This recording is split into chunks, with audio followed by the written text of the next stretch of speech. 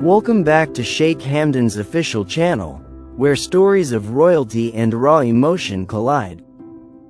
Today, we reveal a breathtaking narrative that blends family, love, destiny, and the unexpected ways fate tries to bring two souls together.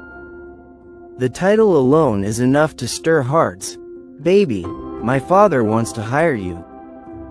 What began as a private conversation soon spiraled into something unforgettable. He stood there in the majlis, hands behind his back, his father watching him closely. The air was thick with unspoken thoughts. Sheikh Mohammed, always poised, always aware of every detail in his son's life, broke the silence with a startling proposition. Hamdan, I've heard about her. The girl you speak of. Her work, her strength, her reputation. I want to offer her a role in the royal household. Sheikh Hamdan's heart skipped. He wasn't sure if this was a gesture of approval or a strategic move to control the storm he knew was brewing inside him. He knew this wasn't just about hiring someone for her skill. It was his father's way of acknowledging the woman who had stolen his son's heart. Yet the idea of his love being hired felt too formal, too calculated. Hamdan wanted her by his side, not under the palace's payroll. But he also knew this might be the only bridge his father was willing to build for now. A beginning disguised as duty. He remembered the first time he saw her, not as a worker, not as someone to be offered a position, but as a force. She carried a quiet confidence that silenced rooms. She wasn't chasing him like others did. She walked past his crown like it meant nothing, and in that moment, it meant everything. She was the opposite of predictable. The kind of woman who would tell him no if she truly meant it.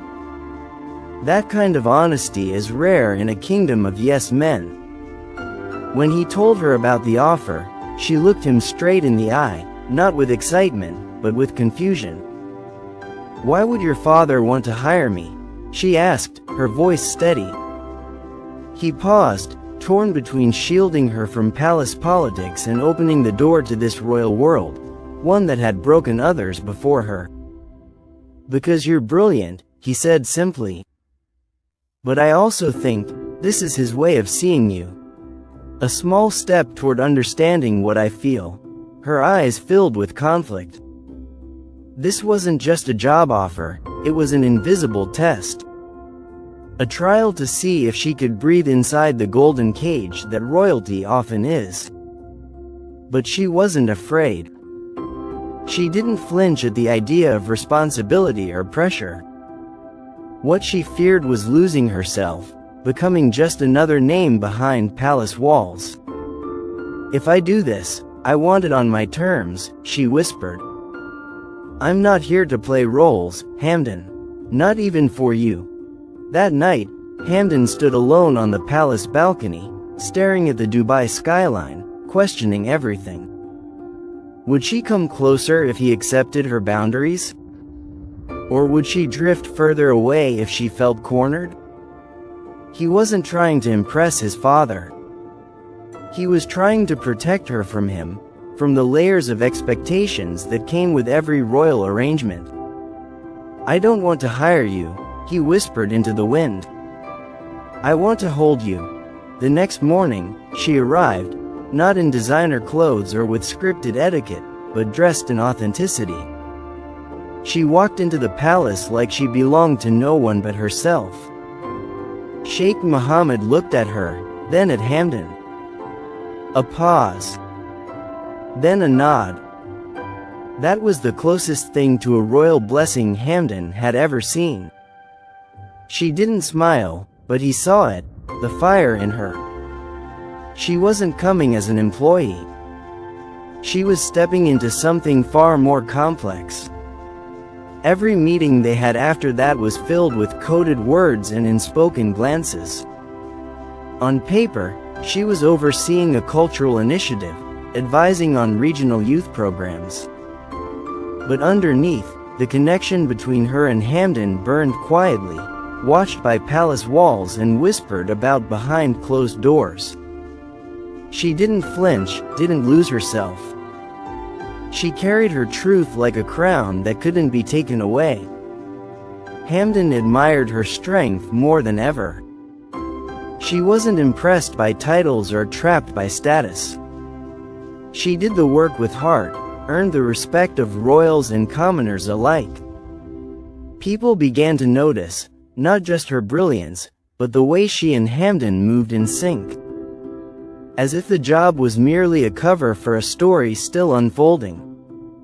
The kind of story that didn't fit royal protocols but refused to be silenced. One day, Hamdan caught her reading a poetry book near the courtyard fountain.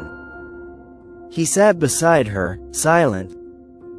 "Do you regret saying yes?" he asked softly. She looked up, eyes thoughtful. "No," she replied. "Because I didn't say yes to the job. I said yes to standing beside you, even if I have to do it in disguise." That moment told him everything. She was with him, not for the glory, but for the fight. His father, too, began to change. Slowly, surely. He saw that this woman wasn't a threat to the family legacy, but a necessary piece of the future. She brought balance, clarity, and above all, love that didn't come with expectations. Hiring her had been a door.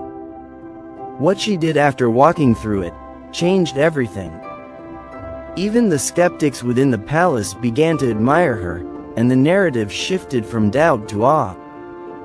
Hamdan often reflected on how one simple sentence, "Baby, my father wants to hire you," led to a transformation neither of them expected. It wasn't about employment. It was about inclusion.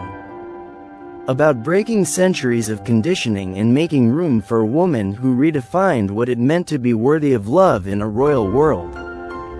She had walked in with principles, and left footprints on the hearts of everyone. And as the sun set behind the palace, he knew something profound had begun. Not just a relationship. Not just a revolution. But the rewriting of royal history, where love wasn't forced into a title or chained by tradition. It simply was. Unapologetic, brave, and unstoppable. The days grew richer with unspoken emotions, delicate yet intense. She adjusted to the palace rhythm not by conforming, but by redefining what presence meant in such a traditional space. Her ideas began to influence programs, inspire change, and even soften the rougher edges of royal policy. What was once a skeptical decision now proved to be the most strategic move his father had ever made. Though Hamdan knew it wasn't strategy that brought her here, it was something far deeper.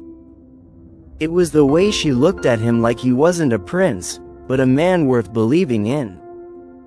There were moments they would pass each other in hallways crowded with advisors and distant relatives, and they would exchange a brief glance that said everything words couldn't.